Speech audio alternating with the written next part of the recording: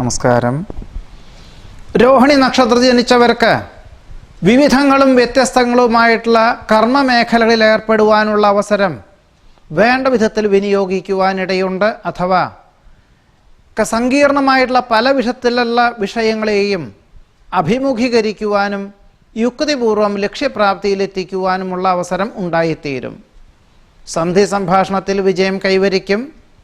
ഏറ്റെടുത്ത ദൗത്യം പൂർത്തീകരിക്കുന്നത് വഴി സൽകീർത്തിക്ക് യോഗം കാണുന്നുണ്ട്.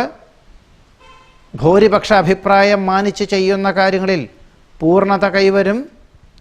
കഴിഞ്ഞ വർഷം തുടങ്ങിവെച്ച ബൃഹത് പദ്ധതികൾ ആവിഷ്കരിക്കുവാനും അവലംബിക്കുവാനുമുള്ള അവസരം വേണ്ട വിധത്തിൽ വിനിയോഗിക്കുന്നത് വഴി ഉദ്യോഗത്തിൽ സ്ഥാനക്കയറ്റം ലഭിക്കുവാനോ പ്രായേണ ഈ വരുന്ന ഒരു വർഷത്തിൻ്റെ ഉള്ളിൽ തന്നെ മനസ്സിലുദ്ദേശിക്കുന്ന വിധത്തിൽ സ്ഥാനമാനങ്ങളോടുകൂടിയതായിട്ടുള്ള മറ്റൊരു ജോലിക്ക് ഉള്ള അവസരത്തിനുള്ള സാഹചര്യങ്ങൾ കൂടി ഉണ്ടായിത്തീരുവാനും ഇടയുണ്ട്.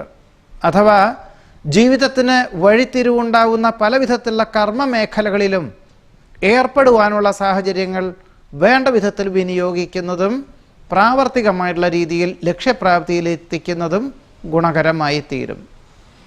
പദ്ധതി ആസൂത്രണങ്ങളിൽ ലക്ഷ്യപ്രാപ്തി നേടുവാനിടയുണ്ട്. കടം കൊടുത്ത സംഖ്യ തിരിച്ചു ലഭിക്കുവാനിടവരും. മക്കൾക്ക് തന്നെക്കാൾ ഉയർന്ന പദവിയോടുകൂടിയതായിട്ടുള്ള ഉദ്യോഗം ലഭിക്കുന്നത് വഴി ആശ്വാസകരമായ അന്തരീക്ഷം സംജാതമാകുവാനിടയുണ്ട്. അന്യദേശത്ത് വസിക്കുന്ന പുത്രപൗത്രാദികളോടൊപ്പം മാസങ്ങളോളം താമസിക്കുവാനായിട്ട് യാത്ര പുറപ്പെടുവാനുള്ള സാഹചര്യങ്ങൾ കൂടി രോഹിണി നക്ഷത്രക്കാർക്ക് ഈ ഒക്ടോബർ മാസത്തിൽ വന്നു ചേരും.